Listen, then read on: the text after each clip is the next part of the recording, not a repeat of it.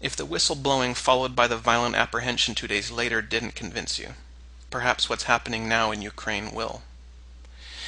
At the end of October, reports began coming out of Ukraine about an especially virulent infection that was noteworthy because it was 10 times more deadly than the known H1N1 virus, and was filling the victims' lungs with blood and turning them black.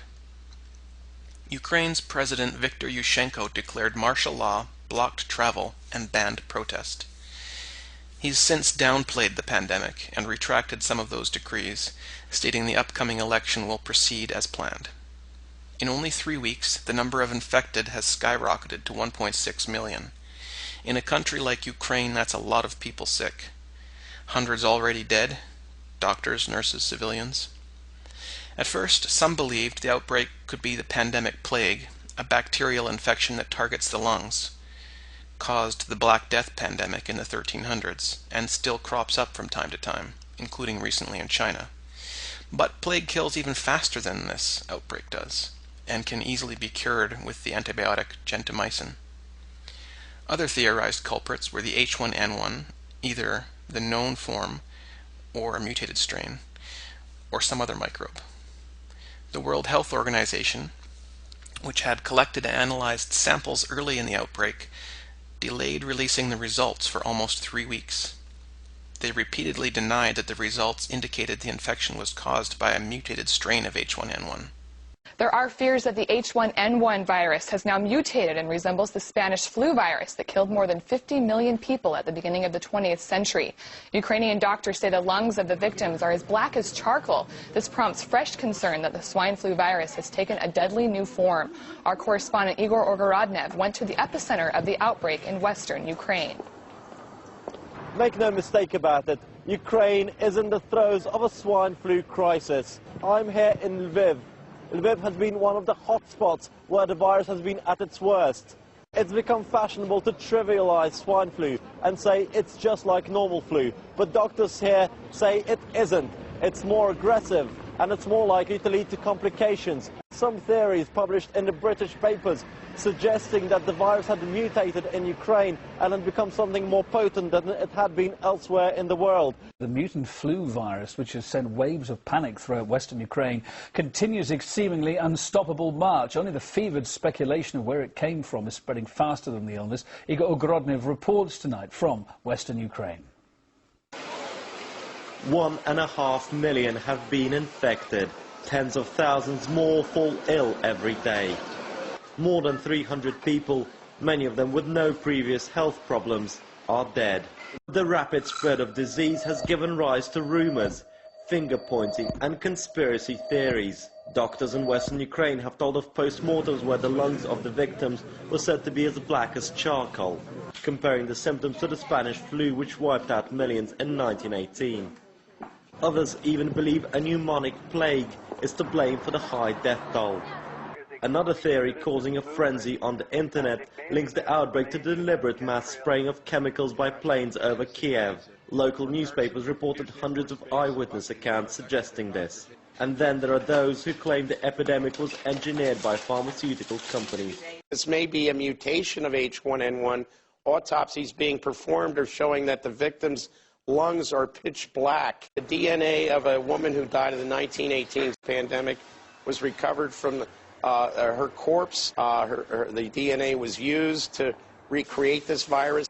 The World Health Organization denies that this is anything but ordinary swine flu. Then, today, quietly, the WHO released the results. Here's a screenshot showing the Ukraine outbreak is indeed caused by a D225G receptor binding domain change, exactly what H1N1 needed to become more deadly and more easily spread from person to person.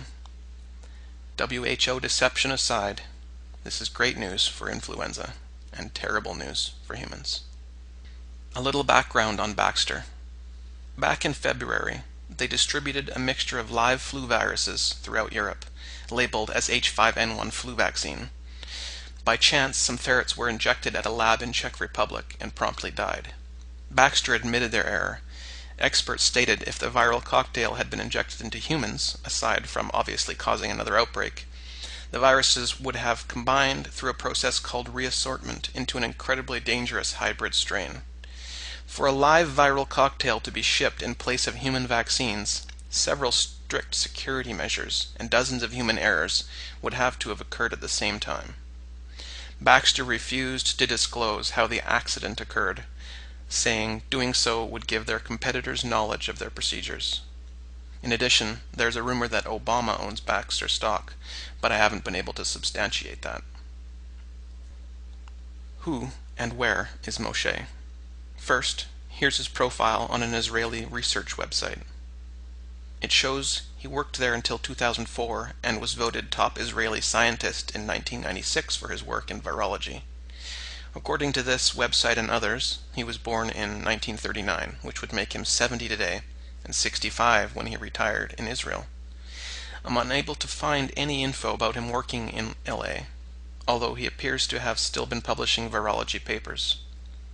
Since the arrest, rumors circulated that Moshe had been taken to Israel, or placed in the Patton State Mental Hospital nearby. But here's where he really is. This image shows that Moshe was taken to Twin Towers Correctional Facility in LA on the evening of the standoff, where he remains, and that his next court date is January 25th. Everything matches, except that they've listed his age as 56. Did they arrest the wrong Joseph Moshe? Some things aren't yet clear, and more research is needed, but here's some solid facts. A virologist named Joseph Moshe worked in Israel until 2004. A man with similar appearance and the same name was dramatically arrested and jailed in Los Angeles in August. A radio show host then announced a man with the same name and background had told him Baxter would release a mutated H1N1 strain in Ukraine in late October. An outbreak began in Ukraine in late October and has now been confirmed as a mutated H1N1 strain. It now seems poised to spread through Europe and Asia. The mainstream media is completely silent about both the Westwood standoff, the Ukrainian outbreak, and any potential connection between the two.